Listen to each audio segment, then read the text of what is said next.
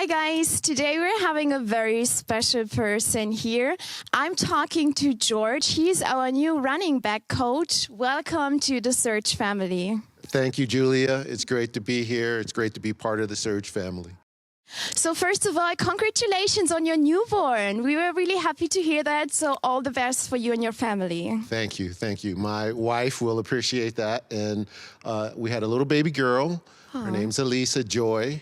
And nice. We had 2 other names picked out.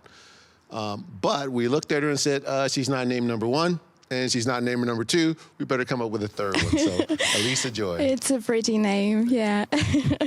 Okay, so today I'm going to ask you a bit about your personal story to football and also about your opinion and goals for the European League and especially for Surge. Okay.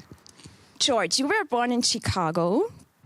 And how and in what age did you hear the first time about football? Well, Chicago is a football town. And so you grow up with the Chicago Bears, you grow up with the NFL. And I can't remember exactly when it first started, but I do remember that I was a big fan of the St. Louis Rams. And I got a jacket with the Rams on it. But I was also a big fan of the Bears and Walter Payton. He was my favorite player. And I would watch every football game that came on Sunday. I don't know how I did that because you know how long football games are. But then right after that, I would go outside and recruit all the kids in the neighborhood to play football with me. And I just loved the game, and it brought people together, brought me together with the people in my neighborhood. And I always knew I wanted to be a football player. What else do you want to be? Well, I'll be a lawyer, I'll be a doctor, but I'm going to be a football player. All right. Yeah, what actually, so that was what led you to become a football player, or what was like what, led you to become a player yourself? Well, making it to the National Football League is very difficult. It takes a lot of luck. So one of the things that I was lucky and fortunate with is I was never injured. Mm-hmm. So, you know, a lot of players can't say that. And so only 1% of football players ever get an opportunity to play in the National Football League. And even less than that get a long career in the National Football League. So I was just lucky, you know. Here's something that a friend of mine told me once. We were talking about working out and doing and training and that kind of thing. And she looked over at me because I was complaining, like, why is this so hard for other people? And she said, you think this is fun. Other people think this is work. Oh, wow. And so it was always fun for me to go out and practice, to go run, to run sprints, to do everything that was involved in becoming a good player. Wow. Yeah, that's impressive. That's really nice. Yeah. So you played for the Chicago Bears and the Indianapolis Colts, right? Colts, yes. And how would you describe your experience as an NFL player, like in 3 words? Just 3 words. Amazing, intense, and wunderschön. I don't know. Wunderschön. Yeah. Nice, yeah. It's an experience you can't describe. And I'm going to say something that, like, a lot of Germans are against, right? Well, before every National Football League game, you say the national anthem, and the music is played. And there's something special about doing that on opening day for the first time when you're a rookie. And you stand there, and the stadium's full, and they're playing the national anthem, and you are there. Like, all the things you did in the past, and now you're there on opening day. And it's something else. It still gives me chills. Ooh. Okay. your main position was defense back, correct? What would you say is the most important skill in this position? Good question. You need a lot of skills to play defensive back. I was a safety particularly. So I think the skill you need the most as a safety, the safety is basically the quarterback on defense. So you're reading the offense, you're reading the quarterback, you're reading the receivers, you're reading the linemen, you're reading everything. The quarterback's reading the entire defense, and the safeties are reading the entire offense. Like at defensive line, you get to focus on one person in front of you. At linebacker, you got a small box that you focus on. But at safety, you got the entire field. And so I think it's more mental as a safety. It's a mental game. And then you have to have, the size to take on running backs and tight ends, and the speed to keep up with the wide receivers, and the intelligence to, outsmart an offensive coordinator. So I think... Yeah, there's a lot to it. So there's a lot to it. All right. Do you, you earlier told me about your favorite player, but do you currently have a favorite player in the field of, in the defense back? Oh, field? yeah. I have my favorites that I grew up with. Okay. Right. So these guys are all retired. I don't have any current okay. favorites. Yeah, that's right? what. Okay. I worked for the 49ers and the Packers and helped start the Browns in my NFL career. And one thing I learned when I was getting paid to pick players is that I like the players that we picked. And so I didn't really have a favorite, Oh, okay. Yeah, I understand. But when I was a kid, I grew up with Ronnie Lott and Dave Durison. And so those were the players that I aspired to be. Kenny Easley with Seattle. I always wanted to be one of those guys. Yeah. So, Eric Reed, he played for a long time. He's not playing anymore right now. I'd have to take a look at the NFL to see who I like at safety right now. I'm removed a little bit. Okay. You also worked for several NFL teams in the players' personal department. And at what specific skills did you look when you evaluated players from college? Yeah. So each position is completely different and requires a different set of skills. But there are some things that are universal. Mm-hmm. And those are the things that I kind of look for in every player, right? The first one is that they love the game. And it's easy to find out if a player loves the game by the way they practice, by what people say about them, whether they're the first ones there, the last ones to leave, and how they participate in the game. And then the second thing is, are they tough, right? Do they have passion for the game, right? Those things are universal, and you can't teach them. You can't teach a player to love football. It's an unnatural sport.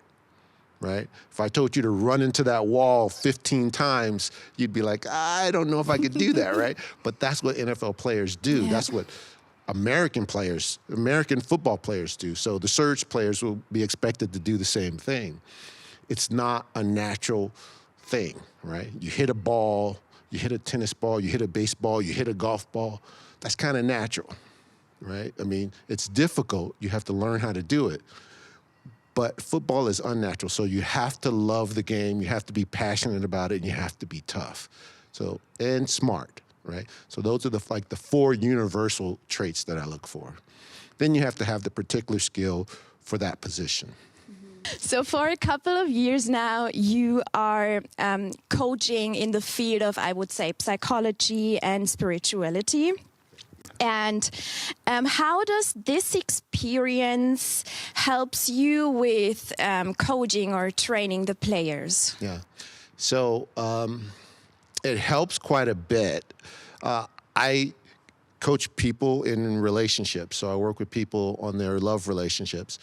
And I got into that accidentally. I was going through a coaching program to figure out what I wanted to do after I left football. And then I found out that I like relationships, and I had been reading about them for many years. And I'd gone to so many seminars that I decided to do this. And what it taught me, or what I learned, was that I'm a teacher. Never thought of myself like that before, right? Before I became a coach. I guess that maybe I did with my kids, but you're expected to do that.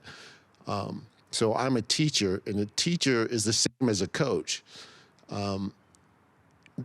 And it's not psychology, because basically psychology is like analyzing how people feel, right? Analyzing how they feel. Yeah. And I'm basically coaching people. Yes. So, you want X, but you're doing Y. Why are you doing Y? Let's do X, right? X gets you a better result. That's the same thing you do in coaching, right? Running back runs left when he should have run right. Why'd you run left? We need to go right. Will you run right now, right? So that's basically, I'm a coach. I'm a relationship coach. And I was uncertain about being a coach in football until Martin talked to me about it. And everyone else could see the connection between coaching people and coaching players. It took me a second to see it. I had to be coached into it myself. If you would have to divide a football player's physical and mental abilities, what percentage would you give each of them? Oh, wow. 90% mental, Wow. 10% physical. Now, I say that, and it's not true, right? And we all say that. It's not true, right? When you got... when you have a 6'5" person who's got big arms and big shoulders, and, he's worked in the gym, he's built his body. But here's the thing. Everybody on that field has one of those bodies, right? So it's an equal playing field. And so once that's true, then it's mental. Okay. Make sense? Yes, yeah. Definitely. When, now we're switching a little bit again. When you think about the European League, what comes up first in your mind? First thought about the European League is just, it still amazes me that so many people in Europe are playing American football. And during this process where we are right now, where we're looking at players all over Europe, I'm hearing about leagues all over the place, in Austria, in France, in Turkey, everywhere. And I'm like, oh my God, I cannot believe so many people love this game, right? And it amazes me how these players in Europe find football, right? Because in America, there's so many channels it's on every Sunday. It's on every Thursday, Friday, Saturday, and Sunday, right? And Monday, right? So it's amazing to me that these kids fall in love with the game. And so when I think about the ELF, though, particularly, I think of the highest level of football in Europe. And as a competitor, I think, that's where I want to be. Right? That's where I want to be, at the highest level. I want to test myself as a coach. If I was a player, I'd want to test myself as a player. I want to be at the highest level. And I also think, this is where the NFL started many, many years ago, right? It's the same exact situation. Low pay. Well, can I say that? Maybe we should scratch that part. Anyway. Low pay compared to the National Football League, right? But, the league started that way. When I played, the minimum salary was $90,000. The minimum salary today is $285,000, right? So things change, right? And they didn't have a minimum before I played. So people were making even less than that. And I see this league like that. In a few years, we may have our first millionaire player with the Elf. Wow. Yeah, we will see. So, what's your future goal for the league, and maybe also for Stuttgart Surge? Well, my future goal for the league is to support it in any way I can, to help it grow, to help it spread to more and more future athletes, to put an entertaining product out there for people to watch and to see, and to participate in helping more and more people come to love the game, right? For the Surge, it's all of that too, but it's miniaturized for Stuttgart, right? So for our area, we want to have the fans love us, and we want to entertain them, and we want to win for them, and we want our players to learn, and we want them to perform, and we want them to also have an opportunity to get to where they want to go, and a lot of them want to go to the NFL, and it's hard to say, right? Like, because if you bring in a player, and they play for you, and they do well, you want to keep them. But at the same time, like, I understand, right? If they get a shot at the NFL, then you got to go. You got to take it. That's the next highest level. Yeah. And so that's where we want to be. We want to be where we're winning games here in Stuttgart and developing players and sending them over to the NFL and letting people there's enough. It's all big enough, right? The game is big enough. Everything's big enough that we can do it all, right? Lots of opportunities. Yes. Yeah. So, George, I'm pretty sure you have seen the first season for Stuttgart Surge. What do you want to focus on coaching next season?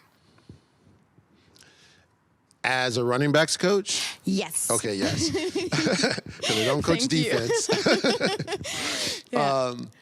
I want to focus on running harder inside, maybe being... So the Surge had an interesting thing happen last year. They lost a quarterback. When you lose your quarterback, you lose more than just your quarterback. Your offense actually shrinks.